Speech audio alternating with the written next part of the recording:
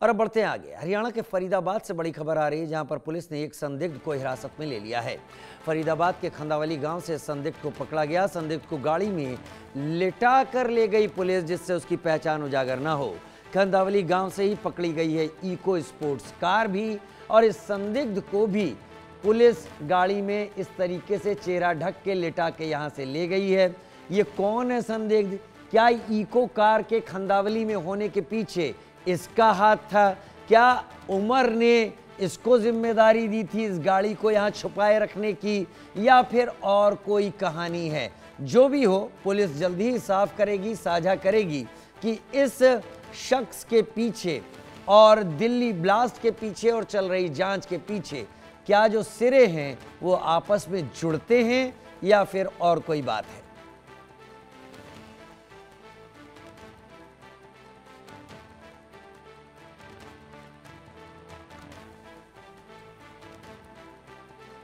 खंदावली गांव, जहां से इको स्पोर्ट्स कार मिली, संदिग्ध को गाड़ी में लिटा कर ले गई पुलिस। खंदावली गांव से ही पकड़ी गई है इको स्पोर्ट्स कार। हरियाणा के फरीदाबाद से बड़ी खबर सामने आ रही है। फरीदाबाद के खंदावली गांव से संदिग्ध को पकड़ा गया। दिल्ली ब्लास्ट कहां तक साजिश के तार, यही पता लगाने में इस वक्त एनआईए लगी हुई है। और ये इको स्पोर्ट्स कार जो लाल रंग की आप देख रहे हैं, ये खंदावली गांव में मिली। अब खंदावली गांव तक पहुंची कैसे, ये भी बड़ी बात है। क्या जिस शख्स को पुलिस ले गई, क्या उसने इसे यहां तक पहुंचाया? क्या उस शख्स का कोई कनेक्शन डॉक्टर उमर के साथ दिखाई पड़ रहा है? डॉक्टर उमर के बारे में माना जा रहा है कि वो मारा जा चुका है ब्लास्ट में, लेकिन फिर भी इस शख्स को ले जाने के पीछे का उद्देश्य क्या है? कौन हो सकता है? क्या ये खंदावली का है, फरीदाबाद का है, या फिर किसी और गांव का? इतने सारे सवाल हैं, लेकिन जांच एजेंसी अभी फिलहाल इन सवालों को सार्वजनिक नहीं करना चाहती।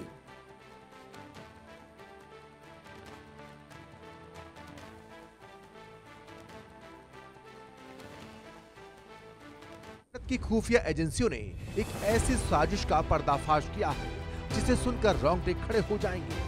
जैश ए मोहम्मद का खतरनाक प्लान शोबाए दावत पूरी तरह डिकोड हो चुका है। इसकी कमान भारत की महिला डॉक्टर शाहीन के हाथ में थी। ये आतंकी संगठन मसूद अजहर की बहन शाहिदा अजहर चलाती है। इस संगठन का काम महिलाओं को जिहाद के लिए तैयार करना है।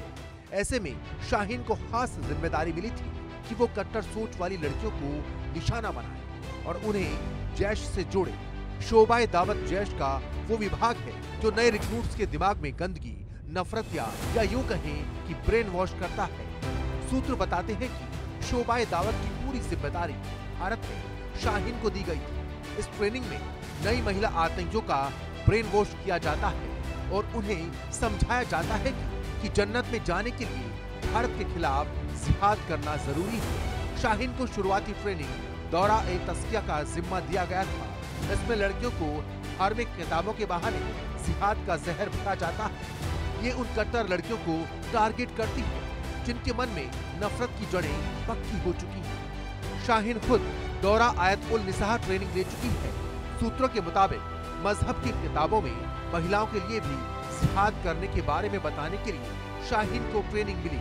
उसका मकसद था ज्यादा से ज्यादा टीम लीडर बनाना, ताकि इनके जरिए और महिलाओं को जैश से जोड़ा जा सके। ऑनलाइन क्लासेस की प्लानिंग भी चल रही थी, जिसमें भारत की उन महिलाओं को शामिल करना था जिनके घरों से पुरुष आतंकी गतिविधियों में पकड़े गए हों। उन्हें लगता है कि सरकार ने उन्हें फंसाया है। इसमें जो महिला हैं डॉक्टर शाहीन, उनका कनेक्शन यहाँ से निकलने के बाद यहाँ पर हम लोग इंस्ट्रक्शंस मिले हैं कि जरा पता लगाया जाए कि जिस पीरियड में यहाँ रही, क्या एक्टिविटीज रही, क्या संदिग्ध लोगों से वो मिलती थी। तो इसी सब के अंतर्गत आज सभी अधिकारियों को इंस्ट्रक्शन सीपी सर के द्वारा दिए गए। कई संदिग्ध लोग उठाए भी गए, पूछताछ चल रही है। जो क्लियर हैं उनको छोड़ दिया जाएगा, बाकी लोग से इंटेंस पूछताछ की जाएगी। जी, जैसा कि आप लोगों को मालूम होगा कि कानपुर बहुत ही सेंसिटिव जगह है और यहाँ पर इस तरह के सपोर्टर्स प्रत्यक्ष एवं अपरोक्ष रूप से पाए जाते हैं। तो हम लोग ने सारी एजेंसीज पूरी इंडिया वाइड अलर्ट हैं। यहाँ की भी जो एजेंसीज हैं वो कुछ प्रदान कर रही हैं। अभी हम लोग जनरल ये पता लगाने का प्रयास कर रहे हैं कि कौन लोग हैं जो ओवरग्राउंड सपोर्ट देते हैं या पीछे सपोर्ट देते हैं। उसी के क्रम में ये सब लोगों को पूछताछ के लिए बुलाया गया है। गिरफ्तारी अभी किसी की नहीं। शाहीन का असली मकसद था महिला सुसाइड बॉम्बर तैयार करना। वो आर्थिक रूप से कमजोर, गुस्से में भरी लड़कियों को टारगेट करती थी, खासकर उन घरों की महिलाओं को जहां पुरुष आतंक की गतिविधियों में पकड़े गए हैं। डॉक्टर शाहीन के पति नेत्र रोग विशेषज्ञ डॉक्टर जफर हयात ने बताया कि तलाक के बाद डॉक्टर शाहीन से कोई संबंध नहीं रहा। 2 बच्चे थे जिनको वो पाल पोस रहे हैं और वो भी अब बड़े हो चुके हैं। डॉक्टर शाहीन हमेशा से नॉर्मल रहती थी, लेकिन उनके एम्बिशंस बहुत बड़े थे। तो इस वक्त हमारे साथ मौजूद हैं जेएस कमांडर के आर्मी शाहीन के एक्स हस्बैंड डॉक्टर जफर हयात, जो कि केपीएम हॉस्पिटल में कार्यरत है। आइए उनसे बात करते हैं। हालांकि उनकी जो है तलाक हो चुकी है, उसके बावजूद भी आखिर 10 साल उनकी शादी चली है। तो इस बीच क्या हुआ? डॉक्टर साहब, सबसे पहले हमें ये बताएं कि किस ईयर में आपकी शादी हुई? 2003। अच्छा, तो शादी आपकी अरेंज मैरिज थी या लव मैरिज? अच्छा डॉक्टर साहब, ये बताइए, जब आपने शादी करी है तो उनका जो मायका था वो क्या बहुत ज्यादा रिलीजियस था जहाँ से आपने करी शादी? नॉर्मल जैसे नॉर्मल इंसान होता है उस तरह से सब लोग। अच्छा, कितना अरसा आपके साथ रहे? मेरे साथ वही 2003 से 2012 कितने बच्चे इस बीच आपके? 2 बच्चे। डिवोर्स आपका जो था वैसे हुआ शरीयतन तौर पर? हाँ। तो किस वजह से डिवोर्स हो गया? हालांकि पूछना नहीं चाहिए। मुझे भी आज तक नहीं क्लियर है कि क्यों हुआ, और मैं उसको बहुत कोशिश की मेरे दिल में मुझे समझ में नहीं आया कि क्यों गए, क्योंकि हम लोग कोई प्रॉब्लम थी नहीं। हम दोनों लोग सर्विस कर रहे थे, बच्चे थे, खुश थे, अच्छे पढ़ रहे थे, प्यारे बच्चे थे, आराम से हम लोग आ रहे थे। जैसे कॉलेज कैंपस पर फ्रेंडशिप थी और हम लोग फंक्शंस वगैरह भी होते रहते थे, घूमना फिरना सब कुछ होता था। बहुत प्यार मोहब्बत से रहे, कोई ऐसा कभी कोई बीच में हम लोग ऐसा। शाहीन सिर्फ ऑफलाइन नहीं, ऑनलाइन भी जाल बिछा रही थी। वो टीम लीडर तैयार कर रही थी। सूत्र बताते हैं जैश की महिला ब्रिगेड जमात उल मोमिनात से जोड़ने के लिए ऑनलाइन क्लास की भी शाहीन की तैयारी थी। हैरानी की बात यह है कि वो अपने आसपास की डॉक्टर्स और नर्सों को इसकी ट्रेनिंग में शामिल करने वाली थी। वो सीधे मसूद अजहर के भाई तलहा अल सैफ से संपर्क में थी। उसके पास भारत को बर्बाद करने का पूरा ब्लूप्रिंट था।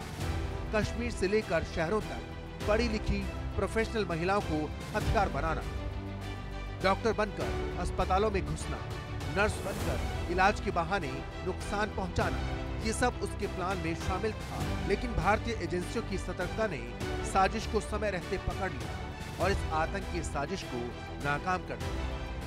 मेरी मौजूदगी शाहीन के घर पर है, जहां पर कल से यूपी एटीएस और जम्मू कश्मीर पुलिस पूछताछ करके गई। लगभग 1 घंटे ये पूछताछ हुई। उसके बाद शाहीन के बड़े भाई की तरफ से, उनके पिताजी की तरफ से भी बयान कई सामने आए कि आखिर शाहीन की मौजूदगी शादी के बाद यहाँ पर नहीं थी, और इनको खुद मीडिया के माध्यम से ही पता चला कि आखिर शाहीन इतनी बड़ी ब्लास्ट में कहीं ना कहीं उसकी मौजूदगी रही, फरीदाबाद में उसकी जो गिरफ्तारी हुई। लेकिन शाहीन और परवेज को लेकर अब जो अटकलें लगाई जा रही थी, लगातार ये बातें कही जा रही थी कि फरीदाबाद में जो आरडीएक्स पकड़ा गया, इसके साथ साथ दिल्ली में जो ब्लास्ट हुआ, उसमें इन दोनों का पूरी तरीके से हाथ था। क्योंकि पाकिस्तानी कनेक्शन होने के साथ साथ शाहीन के बारे में साफ तरीके से ये बताया जा रहा था कि ये कहीं ना कहीं उस कनेक्शन में काफ़ी साल पहले आ चुकी थी, और वाइट कॉलर टेररिज्म की बात जो सामने रखी जा रही थी उसमें सबसे बड़ा हाथ इसका था। ये पूरी तरीके से एक नए गिरोह को तैयार कर रही थी जिसमें वाइट कॉलर टेररिज्म देखने को मिल रहा था। और जिस तरीके से गिरफ्तारी हुई, गिरफ्तारी के बाद अब शाहीन और परवेज से पूरी तरीके से पूछताछ हो रही है, और पूछताछ में देखा जा रहा है कि आखिर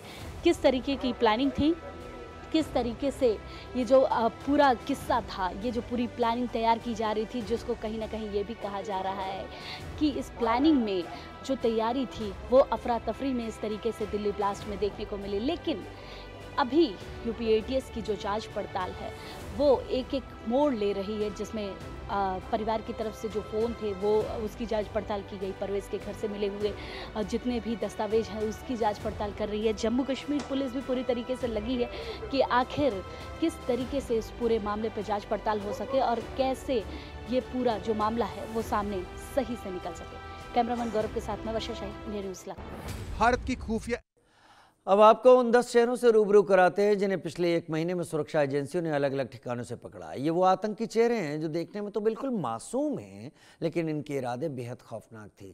इनमें से ज़्यादातर डॉक्टरी के पेशे से जुड़े थे, तो कुछ मौलाना थे, कुछ मेडिकल स्टाफर। सबका एक ही मकसद था, भारत की धरती को लहूलुहान कर देना।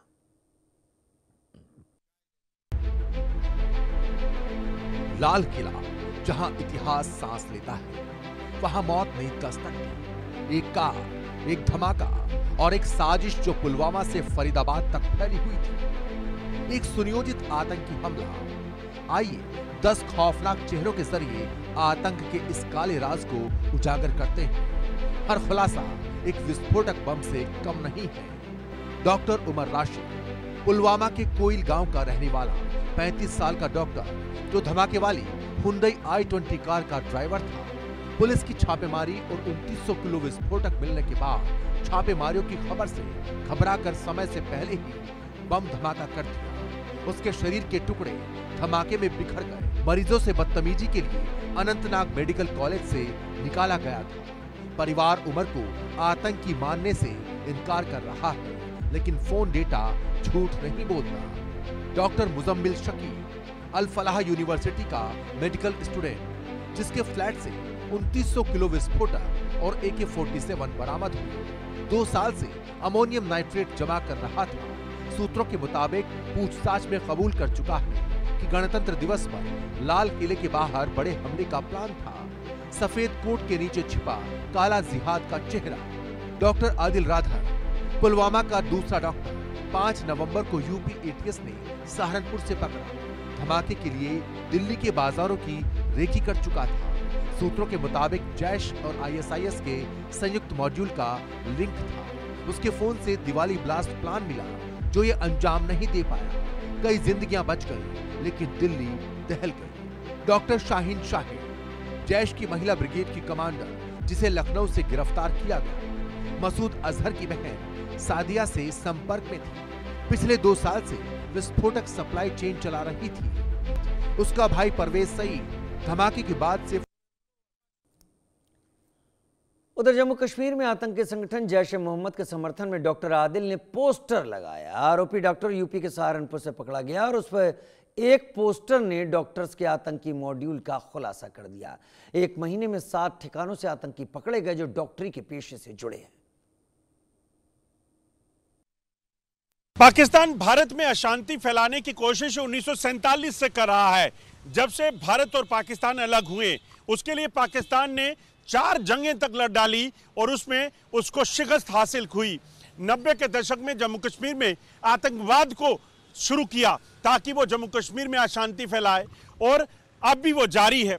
अब जब जम्मू कश्मीर में अशांति फैलाने के तमाम तरीके नाकाम हुए, तमाम आतंकी कमांडर सुरक्षा बलों ने मार दिए, युवाओं को आतंकी गतिविधियों में शामिल करने की जो तरकीब थी, पैसा इस्तेमाल करके करता था, वो नहीं चला। अब एक बार फिर से पाकिस्तान यहाँ पर रेडिकलाइजेशन के जरिए जिहाद और मजहब के नाम पर एक बार फिर आतंकी गतिविधियों को तेज करने की कोशिश कर रहा है। इसीलिए पाकिस्तान ने जब देखा कि पैसे के नाम पर गरीब लोगों को आतंकवाद में शामिल नहीं किया जा सकता, तो उसने पढ़े लिखे युवाओं को, जैसे कि डॉक्टर आदिल, डॉक्टर उमर या फिर डॉक्टर मुजम्मिल की बात करें, इसी तरह के पढ़े लिखे डॉक्टर्स को लिया ताकि इनके जरिए जम्मू कश्मीर में आतंकी गतिविधियों को चला सके। इस पूरे नेटवर्क को उखाड़ फेंकने का सिलसिला शुरू हुआ है। दरअसल आपको बता दूं कि जिस तरीके से लगातार जम्मू कश्मीर में आतंकी गतिविधियों में कमी आई थी, आतंकी ज़्यादातर मारे गए थे और नए आतंकी रिक्रूटमेंट नहीं हो पा रही थी, ऐसे में पाकिस्तान को यही प्लान करना था किसी भी तरीके से वो पढ़े लिखे युवाओं और महिलाओं का इस्तेमाल करे, ताकि ना तो उन पर कोई शक करेगा और इन्हें इनके जरिए और बड़े नेटवर्क तक पहुंचाने की या इस पूरे नेटवर्क को फैलाने में उसे काफ़ी मदद मिल सकती थी। बनी डिग्रा के साथ Ajay Jandial, India news, Jammu. Maharashtra ATS ने मुंबई से 100 किलोमीटर के फासले पर पुणे इलाके में एक छापेमारी की। ये छापेमारी पुणे के कोंडवा इलाके में की गई। इस छापेमारी के दौरान एटीएस के हाथ कई अहम दस्तावेज और कई अहम जानकारियां लगी। एटीएस इस इलाके पर पहले से नज़र रखे हुई थी और यहाँ से एक शख्स की गिरफ्तारी भी हुई है। इस गिरफ्तारी के बाद पता चला है कि एटीएस ने जिस शख्स को गिरफ्तार किया है उसका नाम जुबैर इलियास हंगरगेकर है। इसकी रिमांड जो है 14 नवंबर तक है और एटीएस ने आरोपी पर प्रतिबंधित अलकायदा साहित्य रखने का आरोप लगाया है। साथ में भारतीय न्याय संहिता और गैर कानूनी गतिविधियां रोकथाम अधिनियम यूएपीए के तहत भी मामला दर्ज किया है। एटीएस ने कोर्ट को बताया है कि उन्हें जुबैर से पूछताछ के लिए और समय चाहिए। वो जानना चाहते हैं कि जुबैर का कुछ संदिग्ध लोगों से क्या संबंध है। ये संदिग्ध लोग पहले से ही एनआईए के रडार पर हैं और एटीएस को जुबैर के मोबाइल और लैपटॉप से मिले पीडीएफ फाइलों के फॉरेंसिक रिपोर्ट का इंतज़ार है जो एटीएस को तफ्तीश में बरामद हुए। इन फाइलों में कथित तौर पर बम बनाने की विधि बताई गई है। जुबैर के लैपटॉप से करीब 1 टेराबाइट डेटा मिला है जिसकी पूरी जांच अभी भी जारी है और यही नहीं, उसके पास कुछ क्यूआर कोड भी मिला है। जुबैर इस क्यूआर कोड का इस्तेमाल कोंडवा में एक पूज्य स्थल पर आने वाले लोगों से पैसा इकट्ठा करने के लिए क्या करता था। आरोपी के बैंक खाते का स्टेटमेंट भी मिला है और उसकी जांच और फॉरेंसिक ऑडिटर कर रहे हैं। उनकी रिपोर्ट भी अभी आनी बाकी है। एटीएस जो है समय समय से जो है इन सारे इलाकों में जो है छापेमारी करती है। जिन इलाकों में इस तरह की गतिविधि या देश विरोधी गतिविधियों के बारे में एटीएस को जानकारी मिलती है, मुंबई से सटे पड़घा इलाके में भी जो है कुछ समय पहले बड़ी छापेमारी की गई थी और उसके बाद पुणे इलाके के कोंडवा में ये छापेमारी की गई है। बताया जाता है कि तफ्तीश का दायरा जैसे जैसे सख्त होते जाएगा इस मामले में एटीएस की गिरफ्त में और भी कई लोग आ सकते हैं। कैमरामैन नितिन जाधव के साथ शाहिद अंसारी, इंडिया न्यूज़, मुंबई।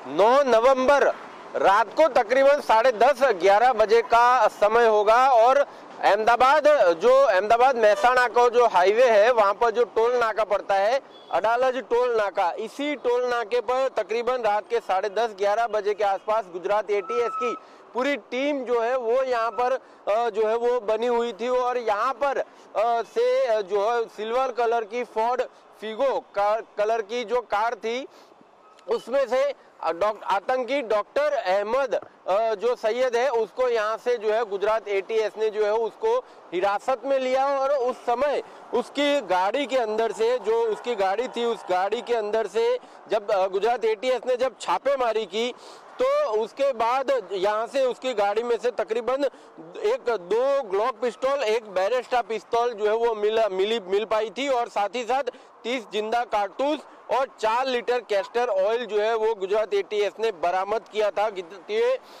जब गुजरात एटीएस ने जब पूछताछ की तब ये ख्याल पड़ा कि जो ये कैस्टर ऑयल जो यहाँ पर जो बरामद किया गया था, कैस्टर ऑयल का उपयोग ये लोग राइजिन पाउडर, राइजिन नाम का केमिकल बनाने के लिए उसका उपयोग जो है वो करने वाले थे और ये राइजिन जो केमिकल है वो साइनाइड से भी ज्यादा खतरनाक जो है वो माना जाता है और उसी की वजह से ये लोग कहीं न कहीं खाद्य सामग्री में ये चीजें मिलाकर लोगों को नुकसान पहुंचाने की एक साजिश जो है वो बना रहे थे। कैमरा पर्सन किशोर आठवले के साथ जतिन रावल, इंडिया न्यूज़,